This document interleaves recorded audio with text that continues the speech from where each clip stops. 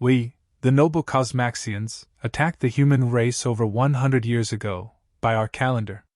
We fell upon their planet with savage speed and superior technology, confident in our dominance. Our legions descended upon their homeworld, bringing death and annihilation in our wake. We, who had mastered the stars, deemed the humans a mere stepping stone in our quest for galactic supremacy. They were fledgling spacefarers, barely having stepped onto their moon, their reach extending only as far as robotic probes to their nearest planet. Their ships crawled through the void at a fraction of light speed. In all ways, we were technologically superior.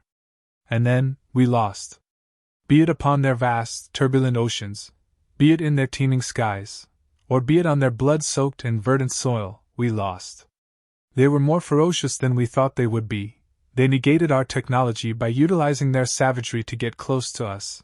They undid our stratagems by being more innovative, more cunning, more surprising than we could imagine you could be at war.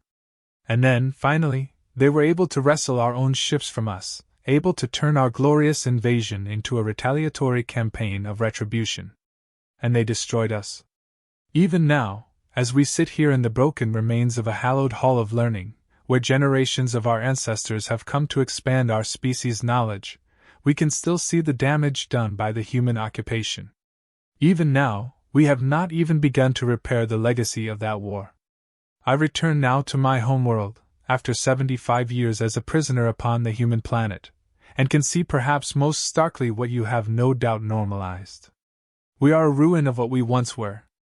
And the final part of this truth is, we are also pathetically grateful to these humans.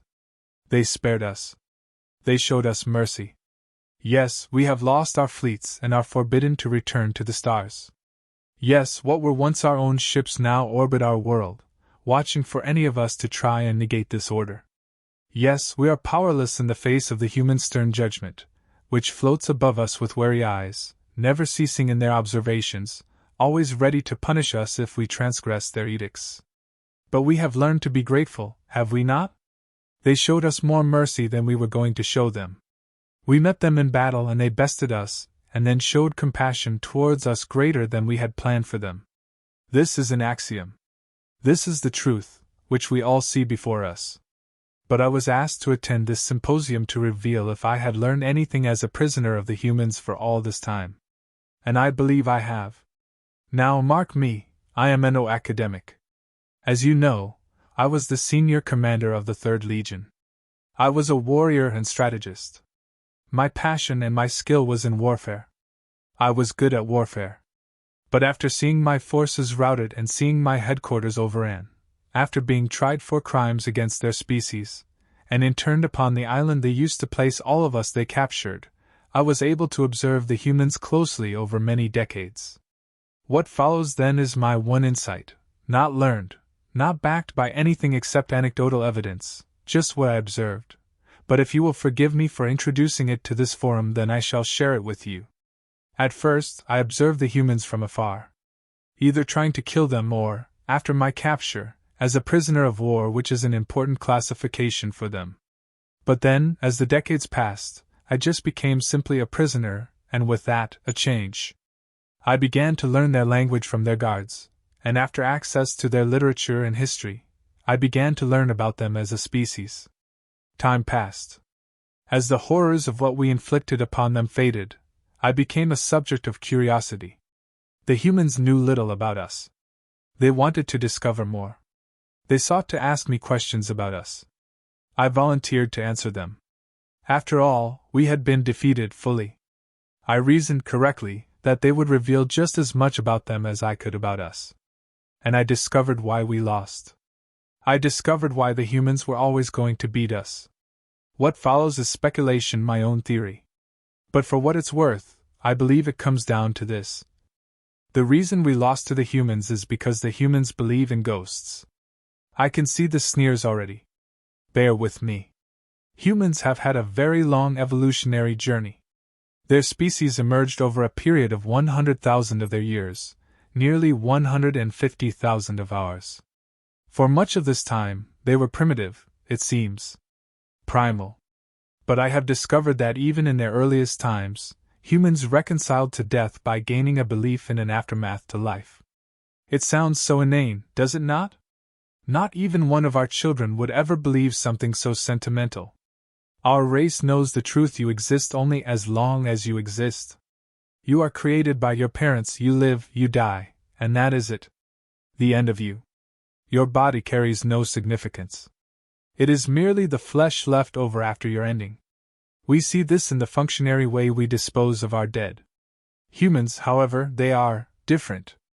Even today, when one of their number dies, they enact funerary rites. They seem to maintain an emotional attachment to those who have died. All emotional creatures know what grief is, but unlike our race, humans can experience grief on a much more base and visceral level. It can last, not for hours like us, but for years. It can cause an utter change in the personality of the human. This is an alien concept to us, I know. But consider this: at some point, many tens of thousands of years ago, it seems, the humans started worrying about their dead. They began to bury them. They held funerary rites. As a species, they had not even discovered something as basic as the wheel, yet they buried their dead elaborately, and they left goods in the grave for the deceased. This showed they believed deeply that the dead human would have an existence beyond death. Maybe not one they could see, but they believed it. They left goods in the grave for the dead to carry onwards to whatever fate awaited them. Food offerings for subsistence. Tokens for mythological figures. And indeed, I have discovered that human civilization was filled with superstitious tales of what fate befell the dead. Every region seems to have its own lurid description of an afterlife, and so forth. But what struck me most was this: I, like you, would merely assume that the various primitive religious faiths would spark this belief in an afterlife or some sort, yes. But it appears to have been the other way around.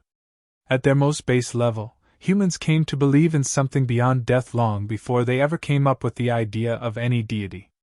At their most primitive, humans' belief in ghosts is much older than their belief in any kind of god. Thus, in terms of their evolutionary history, humans are believers in ghosts. It is their base theology. This is what we did not appreciate, and led to our defeat.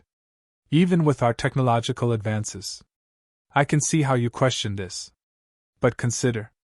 On the one hand, it appears to be a weakness. Such an abundance of grief leaves them weakened emotionally. We kill 100 humans, and you end up with 1,000 of them hit by the loss and the grief and the shock. Yet in coping with this grief, they gain an advantage. The humans sentimentalize their dead. They do not have simply 100 dead humans.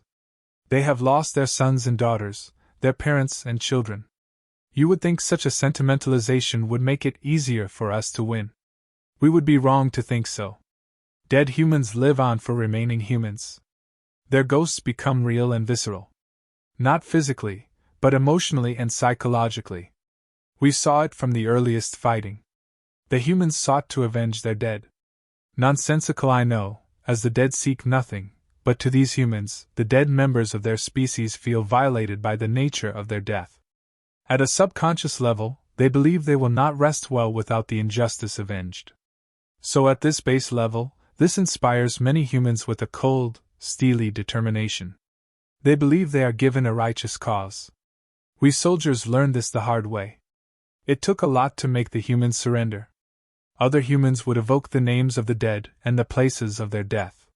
One of our opening attacks, upon a medium human settlement, which we placed no importance upon, became a terrifying battle cry from our foes. To us, it was a random target, chosen to demonstrate how we could use mass drivers upon their residences if we wanted to. Of course, we had no long-term plan to do this, as we wished to exploit the resources of the planet. But all senior commanders felt that leveling this settlement early could potentially cause the aliens to realize resistance was useless. It did not work out that way, however. "Remember Razama!" was a cry that would fill us with fear. The dead of that city seemed to have become icons for the humans. By evoking them, it would trigger a furious rage in those humans we faced. Whenever we heard, "Remember Razama!" issued as a battle cry, we would know we would be facing a group of humans who were in a state of emotional rage. They would be almost impossible to engage. They would ignore horrific injuries to themselves and fight on, seemingly with no thought of their own self-preservation. It is a terrible advantage. You do not know how many times I felt our men freeze with terror at that battle cry. And this is at the tactical level, of course. At the strategic level, it is worse. We, who have no sentimentality to our dead, who regard the dead as meat to be disposed of, find it hard to understand why humans fight so savagely to recover their own dead. They risk all to retrieve the fallen.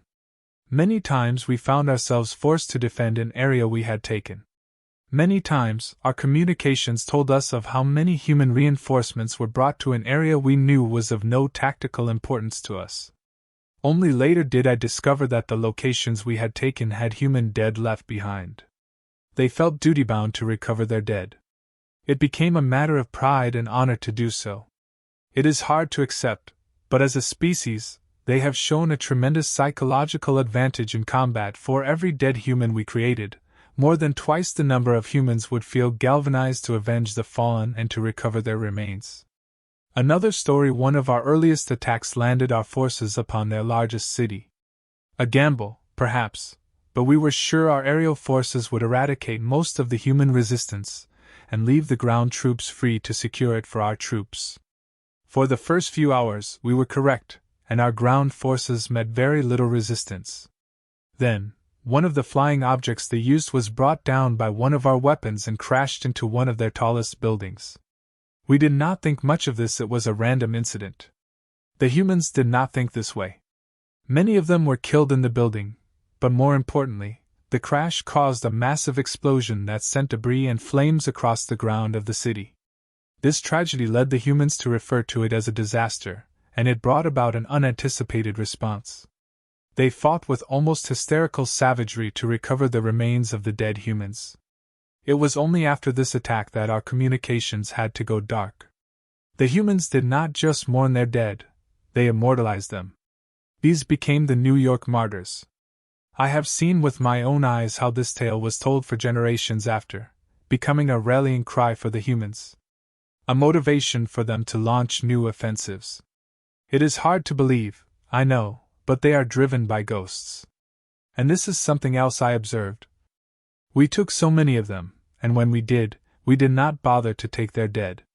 Our policy, as you know, was to deny them a chance to regain their dead. This is standard for us. And so we burned them. But then we started seeing the ramifications. They would launch almost suicidal offensives against us to recover the remains of even a few soldiers. It was as if by the attempt to recover them, they reinvested themselves into the battle. They found them important. Crucially important. This has led me to another point. They, the humans, have an advantage over us. Their dead are not just the dead. They are also symbols. They are motivators. And they seem to have an ability to utilize this as a psychological advantage. They seem to be driven harder, fight longer, risk more, and think less of their own safety, by their belief in their ghosts. Their belief in the dead being beyond death also gives them an idea of fate and a destiny beyond the immediate. I have seen human soldiers smile as they die, as they seem to believe their spirits will endure beyond the immediate. This is not something we have a comparison with, in our society. So as much as this may sound ridiculous, I think the reason we lost, and the reason why we will lose again if we do not adopt this, is our indifference to our dead. Humans give meaning to their dead, which drives them. They also, interestingly, seem to give meaning to our dead. I have seen this, and at first I dismissed it, but now I believe it is an important point. The humans, even in victory, took great care to lay our own dead to rest. They seem to have a sense of the dead, regardless of species, having a right to rest.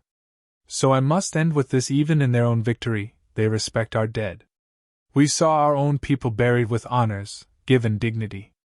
This was new to us, this showing of respect to the fallen. My hope is this: perhaps if we adopted the same principle, of showing our own dead a similar respect, perhaps it would aid us in any future confrontation.